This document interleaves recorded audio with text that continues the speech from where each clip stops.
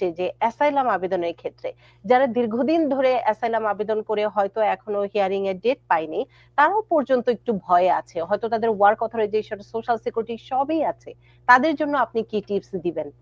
ধন্যবাদ নূপুর চৌধুরী। আমি আমার ভেরিফাইড ফেসবুক থেকে সবসময় বলার চেষ্টা করি আপনার মতোই, যে যাদের কেস কোর্টে পেন্ডিং আছে, waiting for immigration master hearing অথবা individual hearing which is called trial,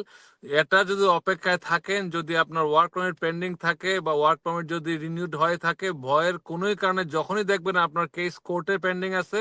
আপনার ভয়ের কোনোই কারণ নাই। তারপরে আপনারা আপনার অ্যাটর্নির সাথে একটু কথা বলবেন, দেখা করবেন, জাস্ট মনের শান্তির জন্য। কিন্তু আমি এজ অ্যাটর্নি হিসেবে বলতেছি, আপনার ভয়ের কোনো কারণ, যদি কেস কোর্টের হিয়ারিং ডেট থাকে এবং আপনি যদি ফুলফিল করে থাকেন সবগুলো রিকোয়ারমেন্ট, অনেক সময় জাজে অনলাইনে কাগজ চাইতে পারে এই ফাইলের জন্য আরো কিছু রিকোয়ার্ড ডকুমেন্ট প্রয়োজন উইদিন 60 ডেজ অথবা 90 ডেজ। ওগুলো যদি আপনারা ফলো করে থাকেন, কোর্টের ইনস্ট্রাকশন ফলো